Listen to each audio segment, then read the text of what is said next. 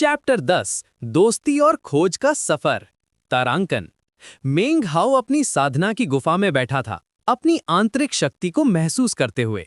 गुफा की दीवारों से आने वाली ठंडी हवा उसके चेहरे को छू रही थी और स्पिरिचुअल एनर्जी की एक हल्की सी वेव उसके शरीर में दौड़ रही थी। उसका ची कंडेंसेशन का तीसरा स्तर लगभग अपने चरम पर पहुंच गया था। मेरी कल्टीवेशन बेस अब तीसरे स्तर की शिखर से बस एक बाल की दूरी पर है, वो मन में सोचा। शायद मैं आउटर सेक्ट में बहुत शक्तिशाली नहीं कहला सकता, लेकिन कम से कम अब कोई मुझे परेशान नहीं करेगा। उसने अपने हाथों को देखा, वे पहले से कहीं ज्यादा मजबूत लग रहे थे। महीनों की मेहनत का नतीजा था ये। हर रोज की मेडिटेशन, हर रात की प्रैक्टिस, हर सुबह की ब्रीदिंग एक्सरसाइजेस, सब कुछ धीरे धीरे अपना असर दिखा रहा था। उसकी नसों में स्पिरिचुअल एनर्जी का फ्लो पहले से कहीं ज्यादा स्मूथ और कंट्रोल था। जब वो अपनी इंटरनल एनर्जी को सर्कुलेट करता था तो वो फील कर सकता था कि उसकी मेरिडियंस कितनी क्लियर हो गई थी। पहले जहां एनर्जी स्टक हो जाती थी, वहां अब एक स्मूथ पाथवे बन गई थी। लेकिन फिर उसके चेहरे पर निराशा की छाया आ गई। स्पिरिट स्टोन्स की कमी उसे परेशान कर रही थी। काश मेरे पास पर्याप्त स्पिरिट स्टोन्स होते, और ये स्पिरिट कंडेंसेशन पिल्स भी इतनी कमजोर हैं कि कोई खास फायदा नहीं। वो अपने हाथ में एक छोटी पिल को देखते हुए बोला। ये पिल उसके पास बची हुई आखिरी थी। पिछले महीने उसने अपनी सारी सेविंग्स इन पिल्स पर खर्च कर दी थी, लेकिन उनका इफेक्ट बहुत धीमा था। हाई ग्रेड पिल्स की कीमत इतनी ज्यादा थी कि वो सोच भी नहीं सकता था।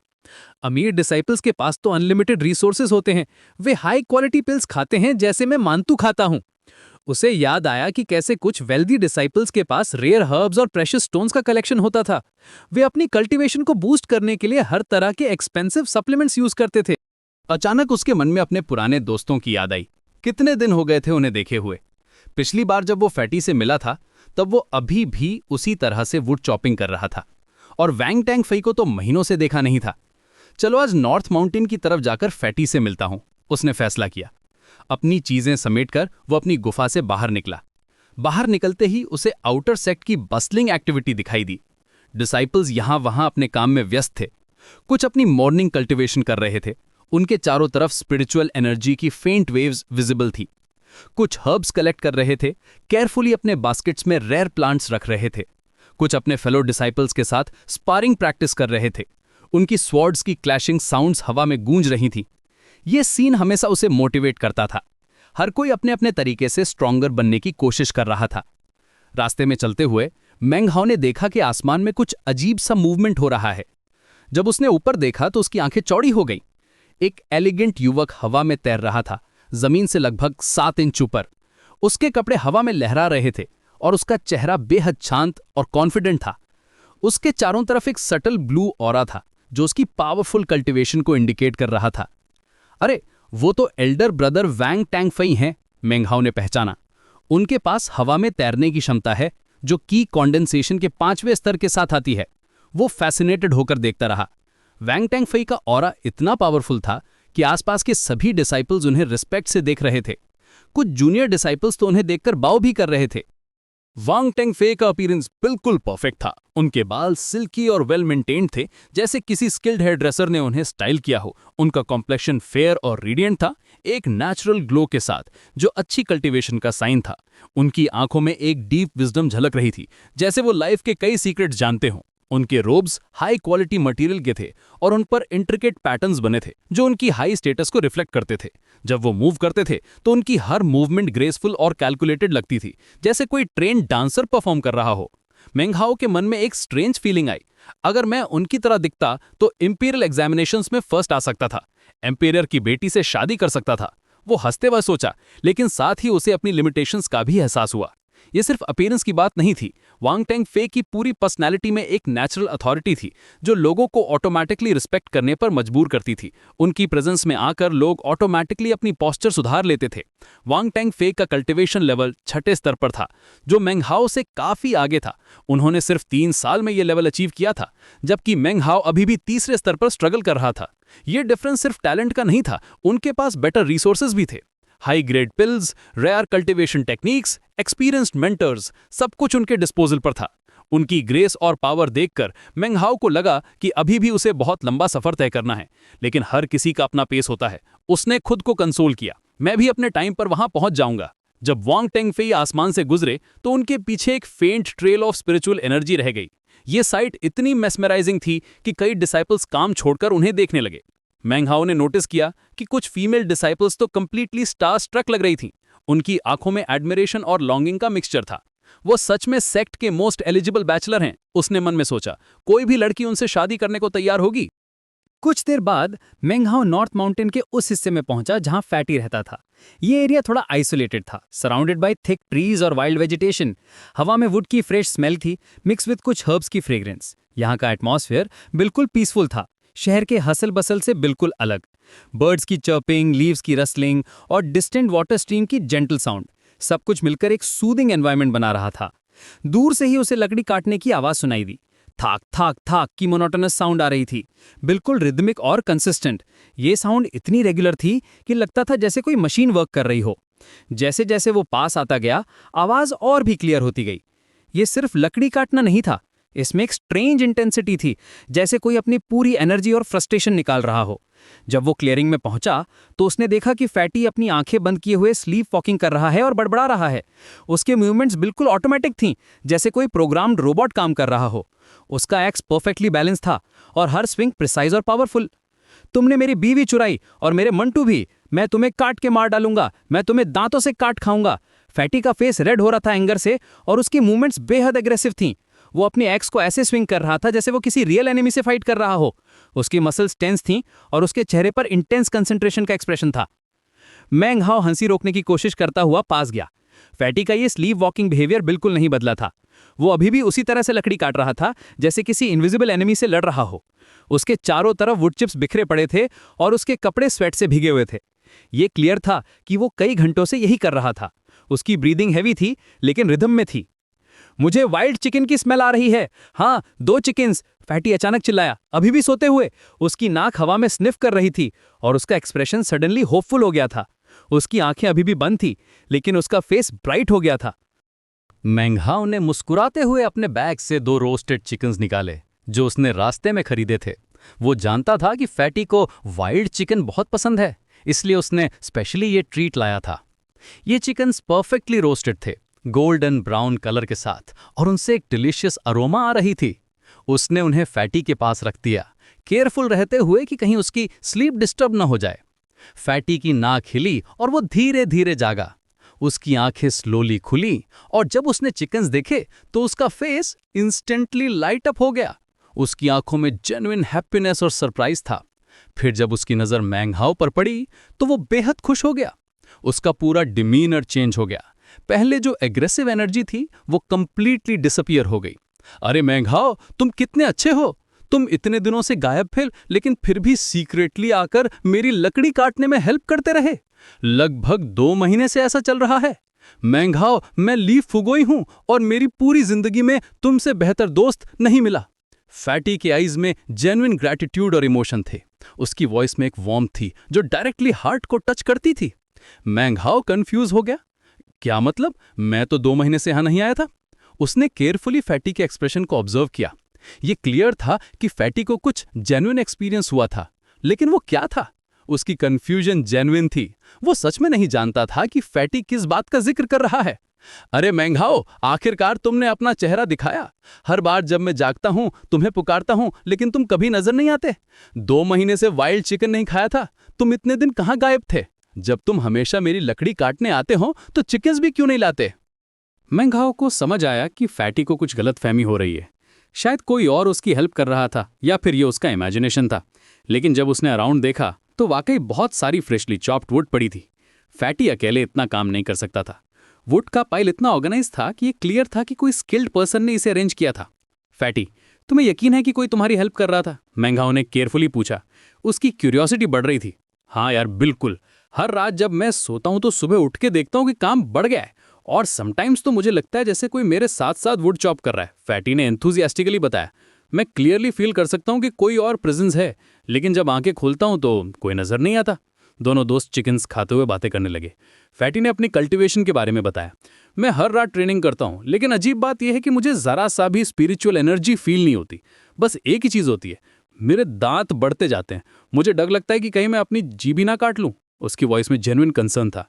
मैंग हाओ ने फैटी के मुंह की तरफ ध्यान से देखा। वाकई उसके दांत पहले से लंबे लग रहे थे। वो नॉर्मल टीथ नहीं लग रहे थे, उनमें एक सटल शाइन थी और वो अनयूजुअली शार्प भी थे। जब वो बात करता था तो उसके कैनाइन टीथ क्लियरली विजिबल थे और वो ऑलमोस्ट फैंग्स लाइक लग रहे थे। लेकिन जब उसने अपनी स्पिरिचुअल सेंस से चेक किया तो वो शॉक्ड रह गया। ये कैसे हो सकता है, मेंघाओ ने मन में सोचा। स्पिरिचुअल एनर्जी उसके दांतों में जा रही है, ये स्पिरिट टीथ बन गए हैं। अगर वो इसी तरह ट्रेनिंग करता रहा तो ये सच्चे ट्रेजर्स में ट्रांसफॉर्म हो जाएंगे। ये बिल्कुल यूनिक था। मेंघाओ ने कभी ऐसा नहीं सुना था कि कोई अपने दांतों में स्पिरिचुअल एनर्जी स्टोर करे। फैटी का कल्टीवेशन पाथ बिल्कुल अलग था और शायद यही उसकी स्ट्रेंथ बनेगी। उसने कुछ एंशिएंट टेक्स्ट्स में पढ़ा था कि कुछ रेयर कल्टीवेशन टेक्निक्स में बॉडी के स्पेसिफिक पार्ट्स को स्ट्रेंथन किया जाता है, लेकिन टीथ कल्टीवेशन तो बिल्कुल अनहर्ड ऑफ थी। ये पॉसिबली एक लॉस्ट टेक्निक का पार्ट हो सकता था। फैटी, तुम्हारी कल्टीवेशन एक्चुअली प्रोग्रेस कर रही है। तुम्हारे दांत स्पिरिट टीथ बन रहे हैं। ये बहुत रेयर और पावरफुल टेक्निक है। उसकी वॉइस में जेन्युइन एक्साइटमेंट थी। वो जानता था कि ये डिस्कवरी कितनी इंपॉर्टेंट है। फैटी की आंखें चमक उठी। सच में? तो मैं कुछ गलत नहीं कर रहा हूं? उसके फेस पर रिलीफ और हैप्पीनेस का मिक्सचर था। मुझे तो लगता था कि मैं कोई मॉन्स्टर बन रहा हूं। बिल्कुल नहीं, तुम अपनी ट्रेनिंग कंटिन्यू रखो। मेंघाओ ने अपने बैग से एक स्पिरिट कंडेंसेशन पिल निकाली। ये तुम्हारे लिए है, इससे तुम्हारी प्रोग्रेस और भी फास्ट होगी। ये उसकी लास्ट पिल थी, लेकिन उसे लगा कि फैटी को इसकी ज्यादा जरूरत है। फ्रेंडशिप के लिए ये सैक्रिफाइस वर्थ था। फैटी ने ग्रेटफुली पिल ली। तुम सच में बेस्ट दोस्त हो मेंघाओ, मैं नहीं जानता कि तुम्हारा कैसे शुक्रिया करूं। उसकी आईज में टीयर्स आ गए थे। दोनों दोस्तों ने कुछ देर और बातें की, पुराने दिनों की मेमोरी शेयर की। फैटी ने अपने स्लीप वॉकिंग एडवेंचर्स के बारे में फनी स्टोरी सुनाई कि कैसे वो एक बार सोते सोते माउंटेन के टॉप तक चला गया था और कैसे उसने एक बार ड्रीम में एक होल आर्मी से फाइट किया था।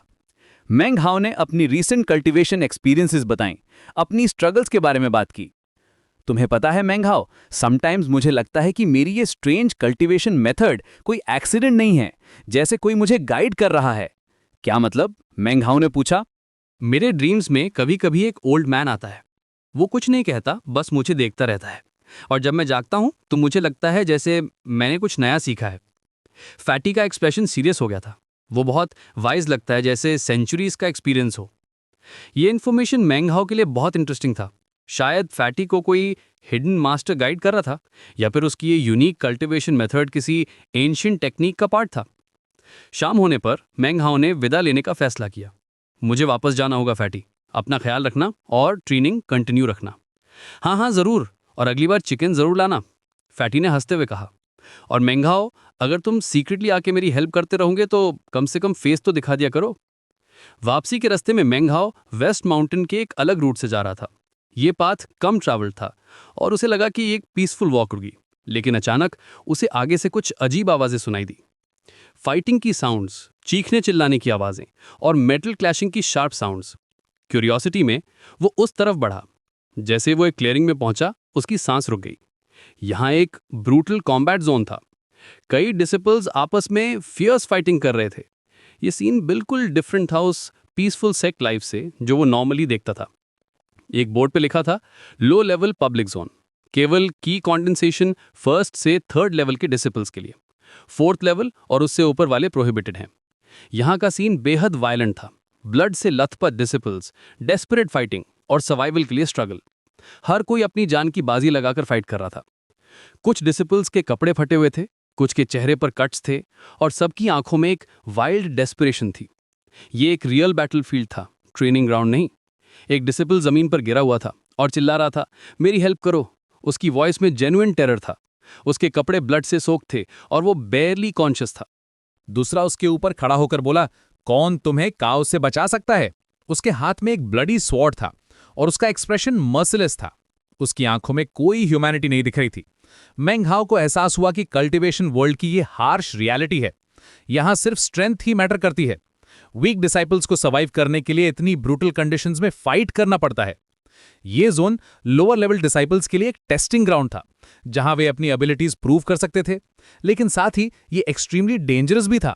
उसने देखा कि कुछ डिसाइपल्स सीरियसली इंजर्ड थे, कुछ अनकॉन्शियस पड़े थे। एक कॉर्नर में कुछ डिसाइपल्स अपने वुंड्स को ट्रीट करने की कोशिश कर रहे थे। ये सब देखकर मैंग हाउ को रियलाइज हुआ कि सेक्ट की सरफेस पर जो पीस और हार्मनी दिखती है, उसके नीचे एक कंप्लीटली डिफरेंट वर्ल्ड है। ये सेक्ट की हिडन रियलिटी है, मैंग हाउ ने सोचा। सरफेस पे सब कुछ पीसफुल और ऑर्गेनाइज्ड लगता है, लेकिन यहाँ ऐसी जगहें भी हैं जहाँ डिसाइपल्स को अपनी जान की बाजी लगानी पड़ती है। वो क्वाइटली वहां से निकल गया, इस एक्सपीरियंस से डीपली अफेक्टेड होकर। आज का दिन उसके लिए बहुत रिवीलिंग था। एक तरफ वैंग टेंगफाई जैसे अकम्प्लिश डिसाइपल्स थे जो ग्रेस और पावर के साथ फ्लोट कर सकते थे। दूसरी तरफ फैटी जैसे यूनिक इंडिविजुअल्स थे जो अपने अलग तरीके से कल्टिवेशन कर रहे थे। और तीसरी तरफ ये ब्रूटल रियलिटी थी जहां सर्वाइवल के लिए फाइट करना पड़ता था। अपनी गुफा में वापस पहुंचकर मैंग हाउ ने आज के एक्सपीरियंसेस पे रिफ्लेक्ट किया। उसे समझ आया कि कल्टिवेशन वर्ल्ड में हर लेवल पर अलग चैलेंजेस हैं। कुछ लोग नेचुरली गिफ्टेड होते हैं जैसे वैंग टेंगफाई, कुछ अपना यूनिक पाथ बनाते हैं जैसे फैटी, और कुछ को हार्श रियलिटीज फेस करनी पड़ती हैं। मुझे अपनी जर्नी कंटिन्यू रखनी होगी, उसने डिसाइड किया। चाहे जो भी ऑब्स्टिकल्स आएं, मैं अपनी कल्टिवेशन में प्रोग्रेस करता रहूंगा। आज मैंने देखा कि हर किसी का अपना स्ट्रगल है, अपना पाथ है। वो अपनी मेडिटेशन पोजीशन में बैठ गया, आज की सभी लर्निंग्स को अपने माइंड में प्रोसेस करते हुए। वैंग टेंगफाई की एलिगेंस उसे इंस्पायर करती थी, फैटी की यूनिकनेस उसे सरप्राइज करती थी, और लो लेवल पब्लिक जोन की ब्रूटैलिटी उसे रियलिटी का एहसास कराती थी। कल से मैं और भी फोकस्ड होकर ट्रेनिंग करूंगा, उसने प्रॉमिस किया। स्पिरिट स्टोन्स की कमी हो या पिल्स की वीकनेस, मैं अपना रास्ता खुद बनाऊंगा। रात का अंधेरा गहरा होता जा रहा था, लेकिन मैंग हाउ के मन में एक नई डिटर्मिनेशन जग रही थी। आज का दिन उसके लिए सिर्फ दोस्तों से मिलने का नहीं था, बल्कि कल्टीवेशन वर्ल्ड की विविधता और कॉम्प्लेक्सिटी को समझने का था। उसने अपनी आंखें बंद की और अपनी इंटरनल एनर्जी को फील करना शुरू किया। तीसरे स्तर के पीक तक पहुंचने के लिए उसे और भी मेहनत करनी होगी, लेकिन आज के एक्सपीरियंसेस ने उसे एक नई पर्सपेक्टिव दी थी। हर किसी का अपना जर्नी है, वो मन में बोला। मेरा भी अपना यूनिक पाथ होगा। उसने अपनी स्पिरिचुअल एनर्जी को सर्कुलेट करना शुरू किया, आज की सभी इंसाइट्स को अपनी कल्टीवेशन में इनकॉर्पोरेट करते हुए। ये चैप्टर उसकी लाइफ में एक इंपॉर्टेंट टर्निंग पॉइंट था, एक ऐसा दिन जब उसने कल्टीवेशन वर्ल्ड की ट्रू नेचर को समझा था।